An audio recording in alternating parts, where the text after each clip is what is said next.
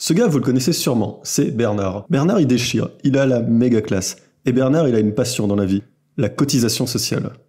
La cotisation sociale, ou charge sociale si vous êtes capitaliste, c'est la part socialisée de votre salaire qui finance la sécurité sociale et les retraites. La cotisation sociale permet ainsi de soustraire des pans entiers de l'économie, comme la santé et le travail, au capital. Ça, les capitalistes, ça les rend malades. Bernard, il veut étendre la cotisation sociale partout. Bernard est communiste.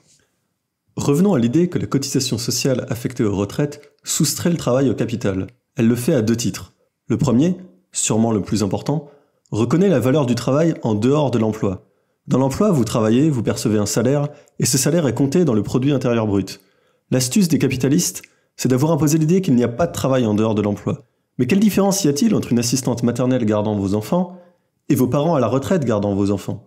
La valeur d'usage est la même, mais dans le système capitaliste, on attribue de la valeur économique à la première activité seulement. La retraite, financée par la cotisation sociale, c'est donc la part du PIB allouée au travail libéré de la contrainte de l'emploi. Et comme par hasard, la période la plus heureuse de la vie dont les gens témoignent, c'est la tranche 60-70 ans. En réalité, cette idée va encore plus loin. Pour expliquer pourquoi, je vais prendre un autre exemple. Pour rédiger cet épisode dans de bonnes conditions, je me suis fait un petit thé tranquille.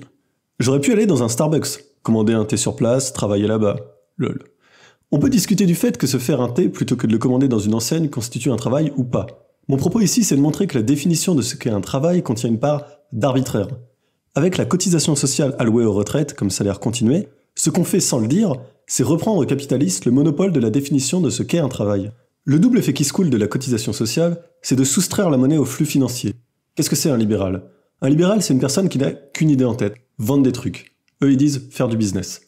Dès que vous entendez « il faut libéraliser tel marché », ce qu'il faut comprendre, c'est que ce secteur de l'économie n'est pas soumis au capital et donc empêche les libéraux de vendre des trucs. Dans le cas des retraites, il s'agit de vendre des assurances-vie, des programmes de pension de retraite, etc.